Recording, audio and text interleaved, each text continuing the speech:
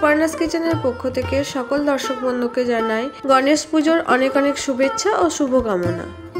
নমস্কার বন্ধুরা, সুপারনাস কিচেনের আরেকটি নতুন ভিডিওতে আপনাদের অনেক অনেক স্বাগত।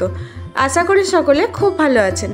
আজকে চলে এসেছি গণেশ চতুর্থী স্পেশাল মোদকের রেসিপি নিয়ে। কিভাবে খুব সহজেই সামান্য কিছু উপকরণ দিয়ে মোদক আপনারা বাড়িতেই বানিয়ে নিতে পারবেন, তারই সহজ রেসিপি শেয়ার করব আপনাদের সঙ্গে।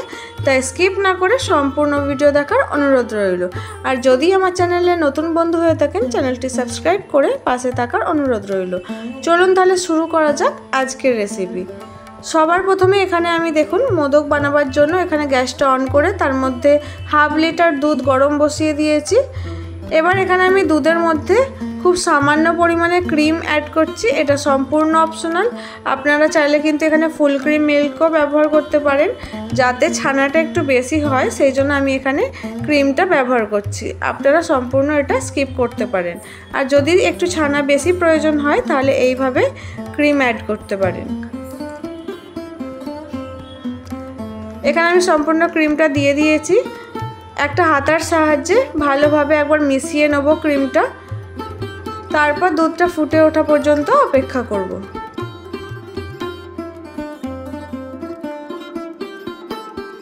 এখানে দেখুন দুধটা খুব ভালোভাবে ফুটে উঠেছে। আমি একটা হাতার সাহায্যে একবার নাড়াচাড়া করে দিলাম। এরপর এখানে দিয়ে দিতে হবে ভিনিগার। আমি এই ভিনিগারের বোতলের সিপির মাপে 2 সিপি এখানে ভিনিগার দিচ্ছি। আপনারা এখানে 2 চামচ ভিনিগার ব্যবহার করবেন।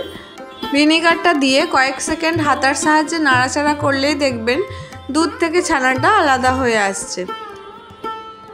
এইভাবে 1 মিনিট মতো আমি ফুটিয়ে নিয়েছি, তারপর গ্যাসটাকে বন্ধ করে দিয়েছি। সম্পূর্ণ দুধ থেকে দেখুন ছানাটা আলাদা হয়ে গেছে। এবার এটাকে একটা সুতির কাপড়ের সাহায্যে ছেঁকে নেব। এখানে দেখুন ছানাটাকে আমি খুব ভালোভাবে জল ঝরিয়ে নিয়েছি। এবার ছানাটাকে হাতের সাহায্যে একটু মেখে নেব। বেশিক্ষণ মাখতে লাগবে না, 1 থেকে 2 মিনিট মতো একটু হাতের সাহায্যে ঘষে নিলেই হবে।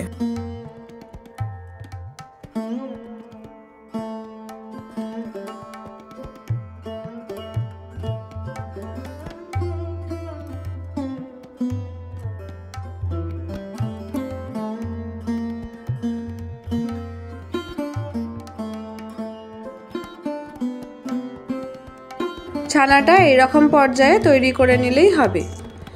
এবার অপর দিকে দেখুন গ্যাসের মধ্যে আমি একটা কড়াই গরম বসিয়ে দিয়েছিলাম। এবার এখানে দিয়ে দিচ্ছি 1 কাপ পরিমাণে লিকুইড দুধ। দুধটা একটু গরম হলে এর মধ্যে দিয়ে দেবো ওই কাপেরই পরিমাপে 1 কাপ চিনি। চিনিটা গলে যাওয়া পর্যন্ত অপেক্ষা করতে হবে। একটা চামচ বা স্প্যাচুলার সাহায্যে দুধটা একটু নাড়াচাড়া করে দিতে হবে যাতে চিনিটা খুব ভালোভাবে দুধের সাথে মিশে যায়। এখানে কিন্তু গ্যাসের ফ্লেমটা আমি মিডিয়াম টু স্লো হিটে রেখেছি। পুরো প্রসেসটা আমরা গ্যাসের ফ্লেমটাকে স্লো হিটে রেখেই করব।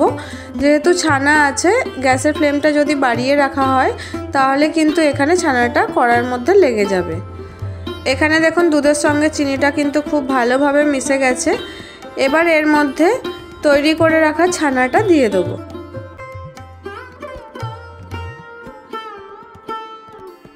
দুধের সাথে ছানাটাকে খুব ভালোভাবে মিশিয়ে নিতে হবে।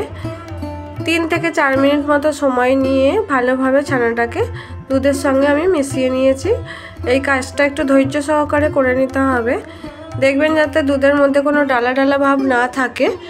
একটা স্প্যাচুলা বা খুন্তির সাহায্যে দুধের সঙ্গে ছানাটাকে মিশিয়ে নেবেন।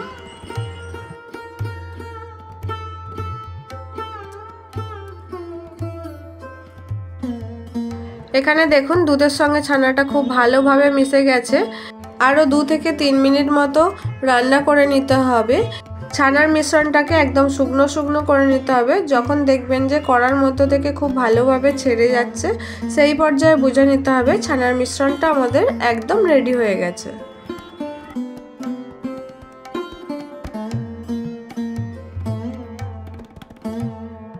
ছানার মিশ্রণটা দেখুন এখানে অনেকটা শুকনো হয়ে এসেছে। এবার ফ্লেভারের জন্য এখানে আমি দিয়ে দিচ্ছি এলাচের গুঁড়ো।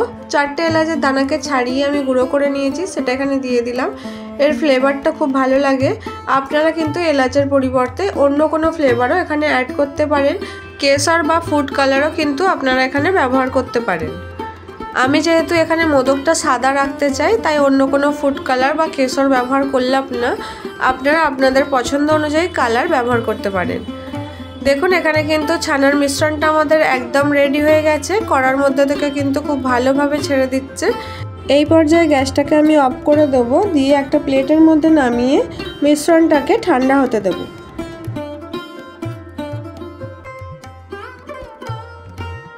ছানার মিশ্রণটাকে দেখুন আমি 15 মিনিট ঠান্ডা করে নিয়েছি। এটা প্রায় অনেকটাই ঠান্ডা হয়ে গেছে। এখানে দেখুন একটা মোল্ড নিয়ে নিয়েছি, এর মধ্যে অল্প পরিমাণে ঘি লাগিয়ে নিচ্ছি।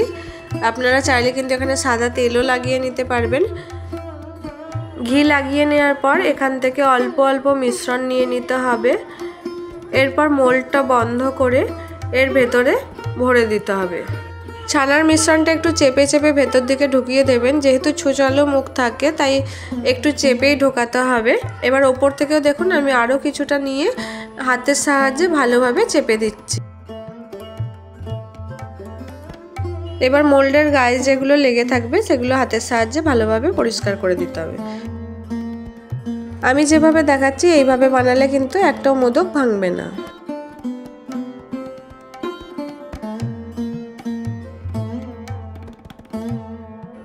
এই দেখুন মোল্ড থেকে খুব আস্তেভাবে বের করে নিলেই মোদক কিন্তু আমাদের একদম রেডি। দেখতে দেখুন কতটা সুন্দর হয়েছে আর কতটা সহজেই বানানো যাচ্ছে।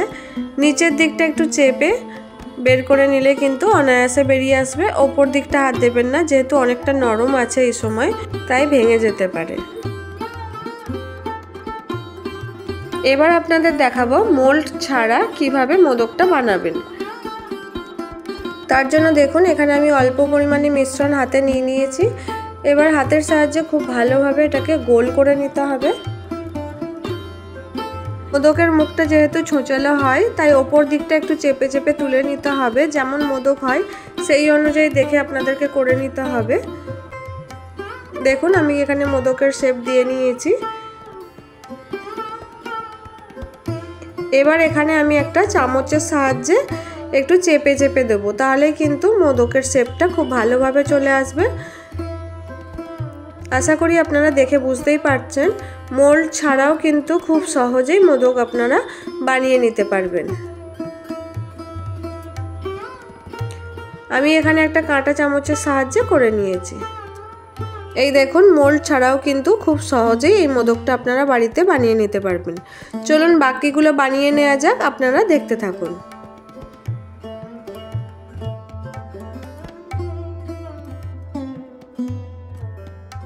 সবকটা মোদক এখানে আমার একদম রেডি। আপনারাও এইভাবে মোদক বানিয়ে গণেশজিকে নিবেদন করুন। আর আজকের রেসিপিটা আপনাদের কেমন লাগলো আমাকে জানাতে ভুলবেন না। যদি ভালো লাগে একটা লাইক, শেয়ার, কমেন্ট এবং চ্যানেলটি সাবস্ক্রাইব করে পাশে থাকার অনুরোধ রইল। ফিরবো আবার নতুন কোনো ভিডিও নিয়ে। ততক্ষণের জন্য সুস্থ থাকুন, ভালো থাকুন, সঙ্গে থাকুন। ধন্যবাদ।